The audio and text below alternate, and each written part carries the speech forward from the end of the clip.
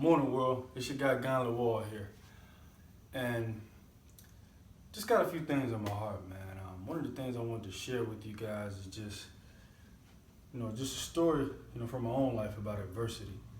And I know we all been through things and have things we're going through, but for me, man, as most people know, I am a current professional basketball player. But what I want to give you is just understanding on journey, on pain, on setbacks. So for me, man, as a lot of you know, I played pro basketball, McDonald's All-American, Georgia Tech, the whole nine. But my rookie year, man, it made me a man.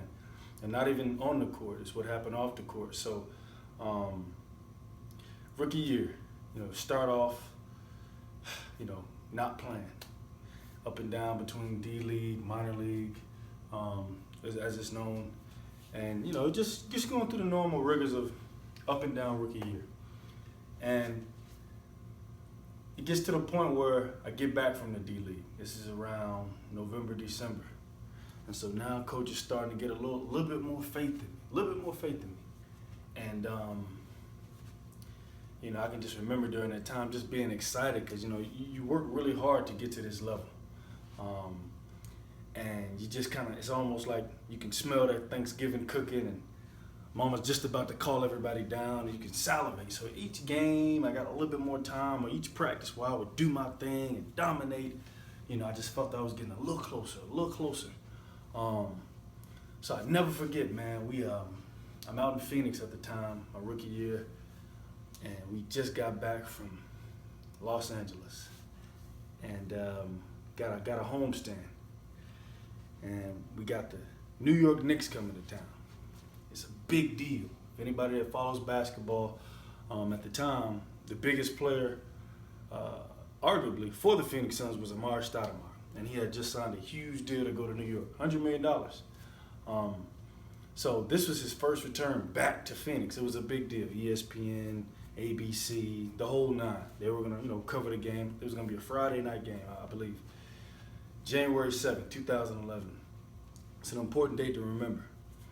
So, we get back from a road trip, and I remember, bus dropped us off in the parking deck at the arena, and Coach Alvin Gentry, in his kind and southern gentleman-like way, walking down the ramp, puts his hand on my shoulder, and in his deep southern drawl, and only a way that Alvin Gentry can do it, he looks at me and says, Gani, you've been playing well. You in practice, you're picking up the sets. Me and coach, we talking about you in the meetings. So, we got a lot of faith in you. And son, you just been playing well. You've been working hard. So be ready. Got practice tomorrow. And got a big game coming up against the Knicks. So I want you to be ready. I'm probably doing a bad impression, but he's got a deep southern drawl. So I just remember feeling like, wow, it's gonna happen. So. Man, I go home, I'm geeked. And I can remember, man, settling in that night, taking a shower and practicing all the moves I was gonna do in the game. I'm pivot, jab baseline, go middle, dunk, chest pump, the whole nine, screen. Oh man, I had it down. And just being excited, man, because you progress to this point, because by this point it's January. And I just remember, man, just being geek going to practice. I never forget riding to practice, music bumping, pull up. I'm just excited.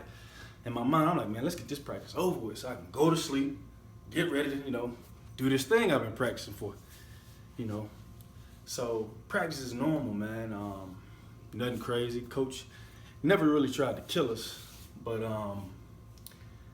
we had a normal practice. And I never forget.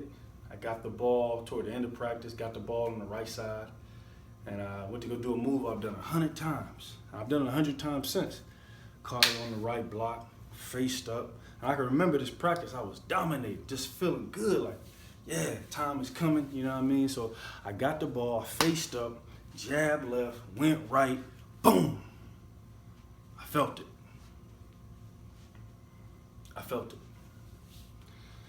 And as a man, as an athlete, but more so as a man, our natural default reaction is what? I'm good. I'm good. So I go down, injured. I felt something strange in my knee, something I never felt before. But, trainers rush over, teammates rush over. And I remember hearing about Alvin Gentry saying loud as day, "Oh, I heard something pop." But in my mind, I'm like, nah, I'm good. I'm good. So the trainers, they get to wiggling and twisting my knee around like jello. And they said, yeah, it should be fine. Maybe just a high-grade sprain, maybe buckled. And I remember I kind of limped off, just kind of, maybe I felt like, maybe I'm a little shook up. But as I walked to the back of the locker room to shower and get ready to go to the hospital for more tests, I just kept telling myself, I'm good. But deep down in the pit of my heart, deep down in the pit of my spirit, I knew something was different. Something was different. So I remember finishing up my shower, man, and just being so present in the moment and remembering everything that was going on around me. The TV was on ESPN at the time talking about something on NASCAR. One of my teammates was talking to his wife about where to drop their daughter off. I remember seeing Jared Dudley. He's like, "How you doing, big fella? You doing all right?" That's how I used to talk. I'm like, "Man, I'm not sure, man. It should be good." He was like, "Oh, yeah, you'll be good. If it was something serious, you wouldn't even be able to walk." You know what I mean? Just kind of affirm. I'm like, yeah, that's right. But, hop in my car, go meet the trainer at the hospital, man, and we go do the test, CAT scan, MRI, all that good stuff. And we sitting in the lobby, and I can see the doctor, putting his hand up and down through like the little slightly tinted glass window. And I'm like, man, what is it? Now I'm nervous. My throat felt like I was trying to swallow a watermelon riddled with spikes, just dry, like more than a lump. My heart was pounding like a marching band in my chest. Boom, boom, boom, boom, boom, boom. And I just remember everything being in slow motion, like the people talk about in the accidents or different, life-altering moments. Everything was in slow motion. I just kept thinking, like, man, I should be good. But deep down, I knew something was different. So finally, after what seemed like an eternity, the doctor comes in, and I immediately knew something was different because the energy shifted as soon as the head trainer walked toward me, put his hand on my shoulder. I knew. Put his hand on my shoulder. And the doctor's coming in, and I guess he's done this a million times. He seems to be in a chippery mood, and he leads off with, everything should be fine. ACL, 7 to 9 months. Boom! I broke down. I was hurt. I've only cried one other time that I could recollect in my adult life up to this point, and that was when I lost my uncle, sophomore year. But I broke down. My world was shattered. Everything I thought was my world was shattered. Because it's at this point I felt like I had the whole weight on my shoulders.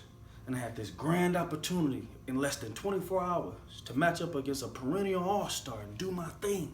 Go toe-to-toe. Family, everybody on my shoulders. And this was going to be the time to just catapult me into superstardom. So I thought. I broke down. I fell to my knees. And if you've ever seen people wail, I wasn't crying. I was wailing. It was a soul cry. You know that ugly cry? That soul cry. Because at the moment, it just felt like my dreams were fizzling away. At that moment. And over the next 6 to 8 months, man, I found out who I was. I found out a couple of things, man. And this is what I want to lead you with. And why I tell this story. Number one, I found out that basketball was my God. And see, that's a problem. I don't know where this falls for many people, but never make something the center of your life that can be taken away. See, basketball up until that point was my God. And it was something that was the center of my universe. But I messed up because I put something that was temporary in a place that should have been. Let me rephrase it. I put something temporary in a place that was reserved for things that should be permanent. And that's where I messed up. I essentially built my house on sand. And there are those of you out there that have built your life on external things that can be taken away. Watch this. If man can give it, man can take it.